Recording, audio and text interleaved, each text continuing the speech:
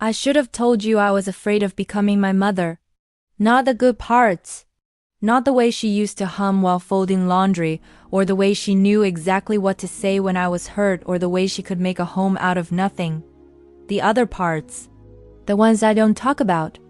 The ones I've spent my entire adult life trying to outrun. You asked me once why I never wanted to talk about my childhood. We were lying in bed. It was late. You'd just finished telling me about your brother, about some fight you'd had when you were kids, and you were laughing about it. The kind of warm, easy laugh that comes from having worked through something painful and come out the other side. And then you turned to me and asked about mine. I said it was fine, normal, nothing interesting to tell. You didn't push. You just nodded and kissed my forehead and fell asleep with your hand on my waist. But I stayed awake for hours because it wasn't fine. And it wasn't normal. And there was so much to tell that I didn't know where to start. So I chose not to start at all. My mother was a good woman who became someone else when she was scared. That's the simplest way I can put it. When things were stable, when my father was present, when money wasn't tight, when life was manageable, she was warm, attentive, the kind of mother who packed notes in my lunch and remembered every detail I told her about my day. But when things got hard, she disappeared. Not physically, she was still there. Still making dinner, still doing laundry, still going through all the motions of being a mother. But somewhere inside her, a door would close and the person we knew would be gone. She stopped talking about anything real. Stopped asking questions that required honest answers. Stopped participating in anything that required her to be emotionally vulnerable. My father would try. He'd suggest things. A weekend away, couples therapy, just talking. Anything to reach her.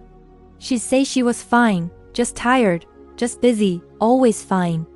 And we'd just have to wait. Wait for whatever she was carrying alone to lighten. Wait for her to decide she was ready to let us back in. Sometimes it took days, sometimes months. I learned early that you don't push during those times. You don't make demands. You don't express needs. You just make yourself easy and uncomplicated and wait for things to feel safe again. I swore I'd never do that. I swore that when I grew up, when I had my own life, my own relationship, I'd be different.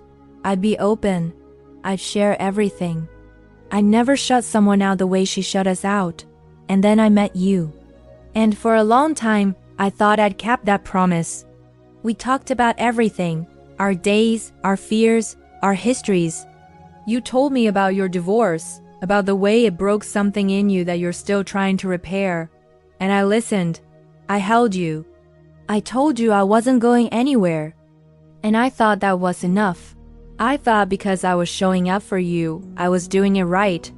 But I wasn't letting you show up for me. The first time it happened, I didn't even notice. I'd had a terrible day at work, not catastrophic. Just one of those days where everything feels impossible. A project falling apart. A colleague taking credit for my work. That feeling of being invisible creeping in. You got home and asked how my day was. I said it was fine. You were making tea. Moving through the kitchen with that easy confidence you have. You looked so peaceful. And I thought, why would I ruin this? Why would I bring my darkness into this moment? So I asked about your day instead. I smiled. I nodded in all the right places, and I swallowed everything I was feeling. It became a pattern. Anytime something was wrong, anytime I felt overwhelmed or inadequate or like I was failing, I'd check in with myself first. I'd ask, is this worth bringing up? Will it help? Or will it just make me seem weak? And almost always, I decided it wasn't worth it. Not because you wouldn't care. You would have cared. You would have listened and tried to help. But I didn't want to need that from you. I didn't want to be the kind of woman who couldn't handle things, who needed constant reassurance, who brought problems into a relationship that was supposed to be the easy part of life. I didn't want to be a burden, so I handled it. I handled everything, alone. When my best friend stopped speaking to me after a fight, I didn't tell you how devastated I was. I mentioned it casually, Said we'd had a disagreement. Said I was sure we'd work it out. You asked if I wanted to talk about it. I said I was okay. And you believed me. Because I learned exactly how to say I okay in a way that closes the door on further questions. The truth was, I cried in my car on the way to work. I wrote her long texts I never sent. I checked her social media obsessively, looking for any sign she missed me too. But I didn't tell you any of that. Because admitting I was hurt would mean admitting I'd done something wrong in the friendship. And admitting I'd done something wrong would mean I was the person I was trying so hard to be, the person who has it together, who doesn't make mistakes, who doesn't need anyone. When my father got sick, I didn't tell you how terrified I was. I told you he was having some tests done, that the doctors were optimistic, that I'd keep you updated. You asked if I wanted you to come with me to the hospital. I said it wasn't necessary. You asked if I was scared. I said I was trying to stay positive. You held me. You told me you were there if I needed anything, and I nodded and smiled and felt so grateful for you. And then I went to the hospital alone. I sat in that room while they explained his prognosis. I held my mother while she cried. I made phone calls.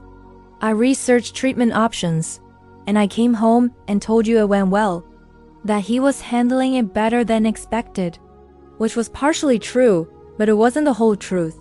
The whole truth was that I was falling apart, that seeing my father look so fragile had shattered something in me, that I kept having panic attacks in bathroom stalls at work, but I didn't tell you any of that. I went to bed. I lay next to you in the dark. And when you asked if I was sure I was okay, I said yes. You fell asleep. I didn't. I kept thinking about my mother, about all those years she spent locked inside herself, about the way my father never stopped trying to reach her, but eventually learned to stop expecting her to reach back. I used to be so angry at her for that, for choosing loneliness over vulnerability, for making everyone around her guess what she needed instead of just saying it. And now I was doing the exact same thing to you, not because I didn't love you, but because I didn't know how to be weak without feeling like I was failing. I didn't know how to ask for comfort without feeling like I was being dramatic. I didn't know how to admit I was struggling without worrying you'd see me as broken. So I just kept going, kept smiling, kept saying I was fine. And you kept believing me, until you didn't. It was a Saturday morning. We were supposed to meet your sister for lunch. I'd been quiet all week. Not withdrawn exactly, just not fully present. Going through the motions. You came into the bathroom where I was getting ready, and you looked at me in the mirror, and something in your face changed. You said, "Talk to me." Just that 2 words. And I said, "About what?" And you said, "About whatever it is you're not telling me." My hands stopped moving. I was holding my mascara, frozen halfway to my face. You said you felt like you'd been living with a ghost for months. That every time you tried to get close, I smile and change the subject. That you were exhausted from trying to love someone who wouldn't let themselves be loved. And I wanted to tell you. I wanted to explain everything. The fear, the shame. The way I'd learned so young that needing people meant they'd eventually resent you. That being vulnerable meant giving someone the power to hurt you. But I couldn't. Even in that moment, with you standing there asking me to let you in, I couldn't make myself do it. I just said I was sorry. That I didn't mean to shut you out. That I'd try to be more open. You looked at me for a long time. Then you said, "I don't know how much longer I can do this." And you left the room. I stood there, staring at myself in the mirror, and I saw my mother. The same tight smile, the same careful distance, the same determination to handle everything alone, even if it meant losing the people who love me. I don't want to be her. I don't want you to eventually stop trying. I don't want you to accept my silence as just who I am and build a life around the parts of me I am willing to share. But I don't know how to change. I've been rehearsing in my head what I'd say if I could just make myself say it. I'd tell you I'm scared.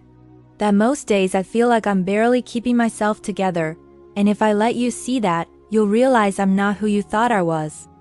I tell you that every time you ask if I'm okay, I want to say no. I want to cry. I want to tell you everything. But there's this voice that says if I do, I'll be too much, too needy, too complicated. I'd tell you about my mother, about growing up watching her disappear into herself, about how I promised myself I'd never do that, and I realized too late that I'd inherited it anyway. I'd tell you I'm sorry for all the times I chose silence when you were asking for honesty, for making you feel alone even though I was right there. I tell you I don't know how to fix this, but I want to try. Not just say it, actually do it. I tell you I need you to be patient with me, that I've spent 30 years learning to keep everything inside, and unlearning that won't happen overnight. I tell you I love you, more than I know how to express, and that terrifies me, because the more I love you, the more I have to lose, but I haven't said any of that. Not yet. You're in the other room. I can hear you moving around. We've barely spoken since this morning, not fighting, just existing in separate orbits. I keep walking to the door and stopping, keep opening my mouth and closing it again, keep choosing silence, even now, because even knowing what is that's costing us, it still feels safer than the alternative, safer than being seen completely. Flaws and fears and all. I know that doesn't make sense. I know it's destroying us. But knowing something and being able to change it are not the same thing. My mother never changed. She lived her whole life behind that careful smile.